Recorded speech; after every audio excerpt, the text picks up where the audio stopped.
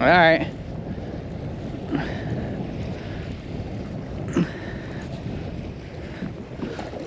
There's the first one. Blackfish.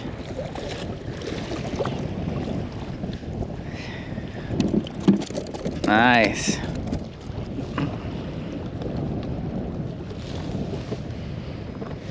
All right, first tog.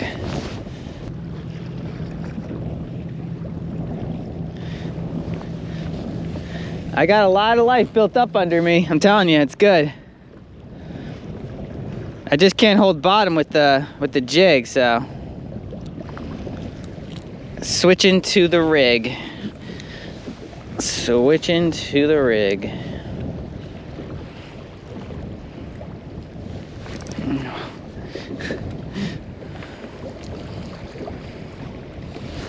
Oh man. There we go. Yeah. Not bad. Not a bad start.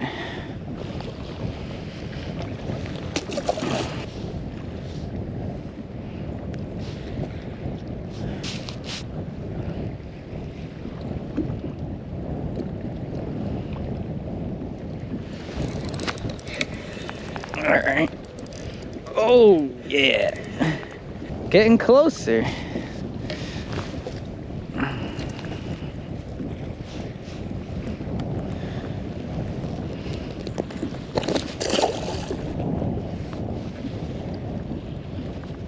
So that's what I'm doing. Simple bottom rig. 3-ounce sinker. Green crab, shell off. 25 feet of water. At a rocky pile. Caught a couple blackfish. Oh, nothing of measurable size yet, but keep doing this for a little bit longer. Oh.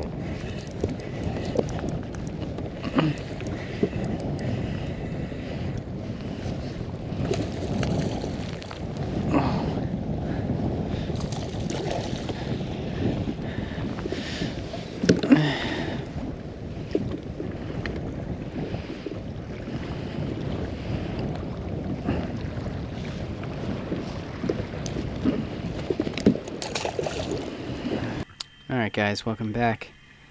So this is a day in mid-October. I'm back in the Western Sound, my local area, and fishing 2 new spots for blackfish. I'm familiar with the general area, but this is 2 new spots with some boulders. The first was in 25 feet, and when the wind finally calmed down, we moved a little deeper. We didn't get any keepers. We only got shorts. Did get 1 keeper seabass, but there was a lot of seabass actually, a lot of interference fish, and you'll see on the underwater, just how much small species there are down there. At least I feel a little bit more safer, like exploring now, though. Yeah. Maybe in another 15 minutes or 20 minutes, but holy cow, that was like pretty choppy before, man. Yeah.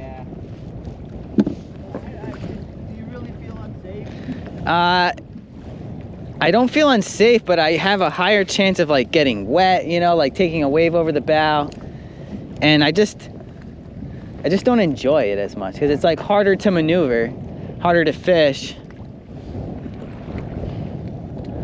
Like nothing beats a nice calm day, It's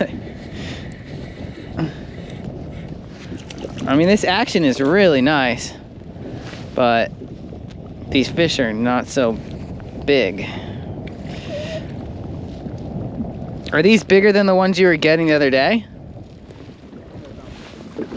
About the same.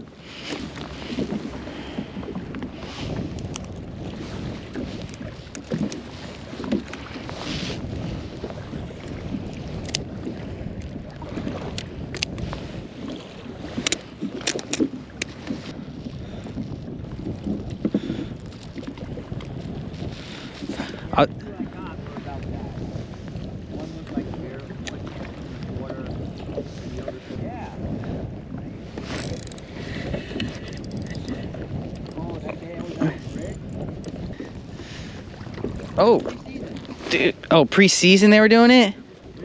Yeah, I don't get why they're doing that. No, they're not keeping it. 15.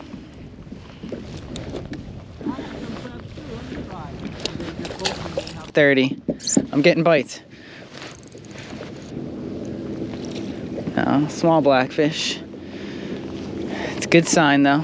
It's a good first fish, like I like to say. Your first fish is usually a pretty good indication. That's your range. Whatever your first fish is, you might get a couple that are a little bigger and probably a couple that are a little smaller.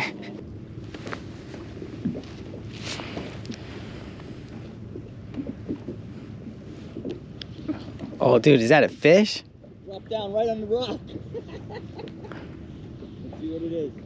It's probably a sea bass.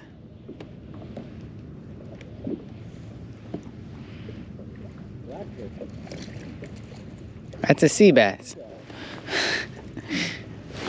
Oh.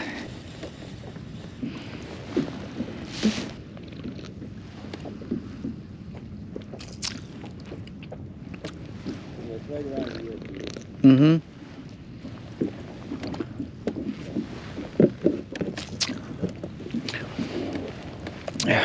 If this current picks up, I'll swing perfectly over there.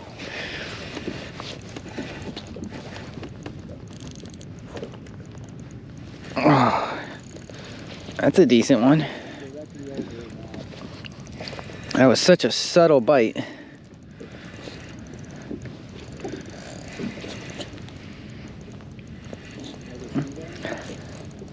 I might have a sea bass too. Oh yeah, dude, I think I have a keeper sea bass. It's gonna be close. Yeah, I'll give it to you. No, I had one yesterday. I want you to have it. Let me make sure though, before I get your hopes high. Oh yeah, he's 16. Yeah, on the nose. Well, he's 16.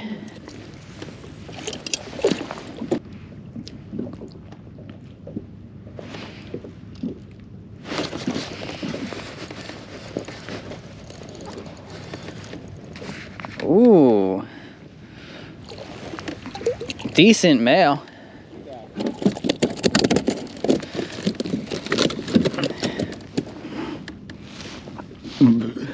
Yeah, it's 14. 14 in a little bit.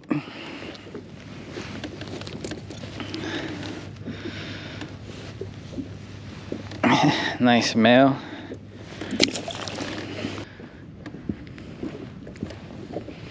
And I'm also just too lazy to fix my anchor. Oh my goodness. And I'm getting them over here too, so it's not like I have to. That's a decent one. I think that's one of the bigger ones of the day. Still not a keeper. Wow. Oh wow, he's close. This one's 15 and a half.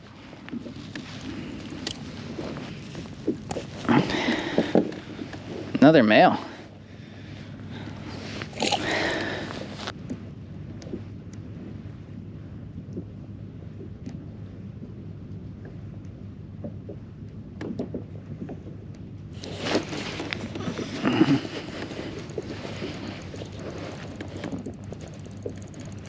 Okay. Guess he didn't think he was hooked at first. She. Come on, take it.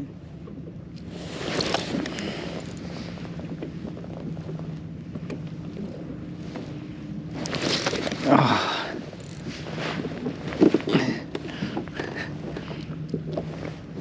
Oh man. I missed that one. I know it does. Oh, dude.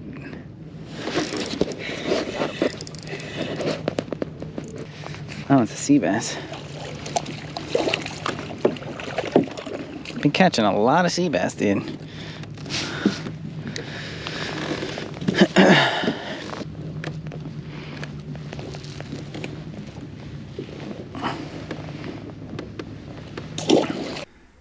Alright, so that's about all the fishing I'm going to show you. And it pretty much went on like that, you know, some sea bass, some short blackfish for probably another hour or so. And then I just switched to underwater until, you know, if my friend got a keeper, then I would have went back to fishing. But you know, I just wanted to try to get some footage here at this 35, maybe 40 feet depth. You know, again, this is the first time we've tried these rocks. But they looked really good. You know, you're seeing an oyster toad there again.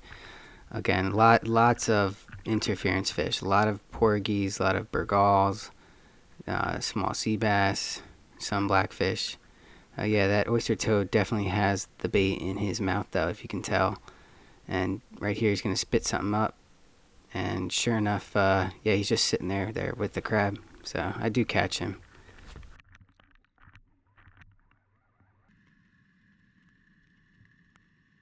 You know, one thing I like about these rocks is they are covered pretty well in coral. I think it's called northern star coral. That's that white stuff that you see on the rocks.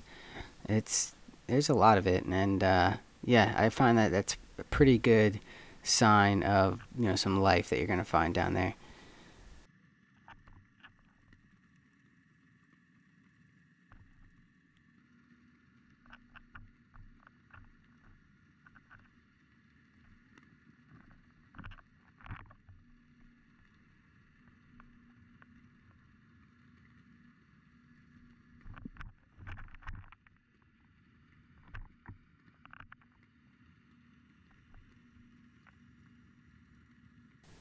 Yeah, lots of sea bass you can see fighting over the crab. But pay attention to when the bait comes up. You can see those two big rocks, how there's sort of like a divide and there's sort of like a crack down the middle. Uh, this is really what I like to see. Tightly packed boulders like this, they just seem to hold more blackfish. I'd rather, you know, see these kinds of boulders than just say like a, you know, a boulder out in the middle of nowhere. When you have boulders that are stacked on each other, I just find it to be much better. Uh, and you saw there I got snagged even. So yeah, that's a good sign. This is some really good looking bottom, but unfortunately we're just seeing a lot of small fish.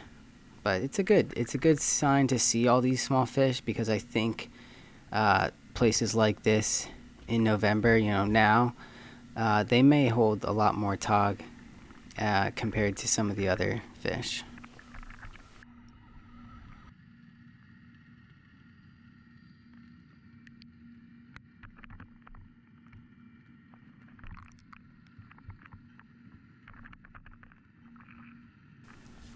You can tell the current's starting to pick up a little bit, which is good. I always tend to see that the bite starts turning on as the tide just starts getting to be moving.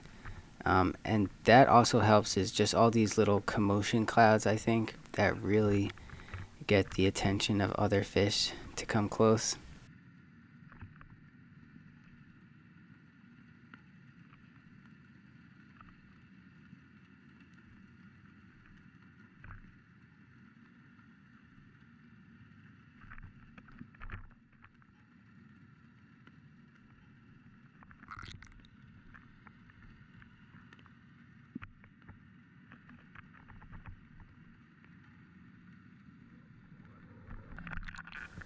And yeah, you saw that porgy there just kind of take the bait. I do think if you keep the bait a little too high, the porgies, when they're around, you know, tend to have the advantage, and you will end up catching, I think, a little bit more porgy if you do that. So just keep that in mind. You know, another thing that I'm noticing too, and you're gonna see that in like a couple clips ahead, is like if you start using bait, catching fish, and the previous bait that you have on the hook starts going up the hook, you know, the little knuckles start riding up the shank of the hook and maybe even getting on the line. You can kind of see it here. That's not good, because what I'm noticing on this is that the fish just peck at every little speck they see. And I think what could happen is you're going to get a lot of false hits, you know. These fish start pecking at the little knuckles that are on the shank or on the line, and that's going to just throw your timing off with, you know, trying to set on the right bite. You can see it right here again. the even out of the blackfish that just kind of picked up one of the knuckles there that's like stuck on the line and starts running away with it. So yeah, I think going forward, something I'm going to be paying attention more to is just making sure that the bait is just properly on the hook, and I don't have those pieces. So here you're going to see the crab kind of go down behind the rock here, and yeah, all these fish are just going to absolutely destroy it. Just over and over again trying to remove that crab from the hook, dig it up against the rock, against the bottom. It's pretty amazing just how tiny these fish are, but how strong they are when they're trying to disable their prey.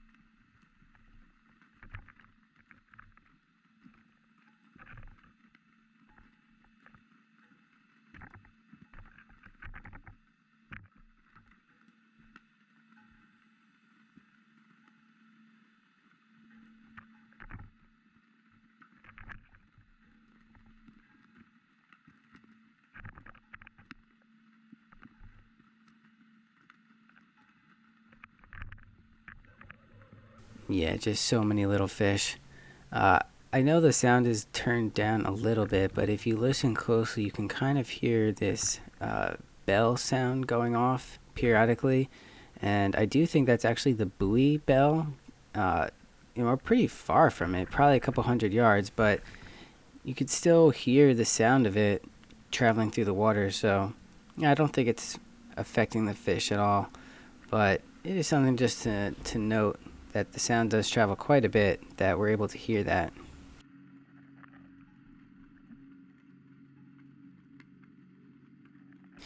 And to add to that, I have noticed that blackfish can get spooked with some sounds. Like if you bounce your weight on a rock, or when I drop down sometimes and the weight hits the rock too loudly, the blackfish will actually spook initially. They'll come back around, but it is something to just be aware of. I think it may make sense to hit the bottom softly if you can.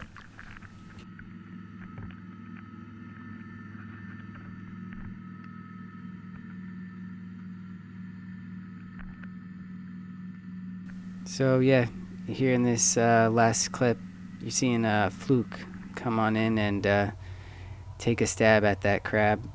He spits it out and then leaves, but yeah, I find that interesting that the fluke are still around. This is actually the third year in a row that I've captured a fluke on underwater in October. So yeah, they're definitely around in this area in October. I don't think they're in any good number, but it is pretty interesting that they're still around. All right, that's going to do it. Thank you all for making it this far. Thanks for watching. And yeah, hope to continue to do some more underwater as the water cools down and November comes around here. The clarity gets better, and the blackfish become more prevalent. So yeah, looking forward to that. So stay tuned. Thanks for watching.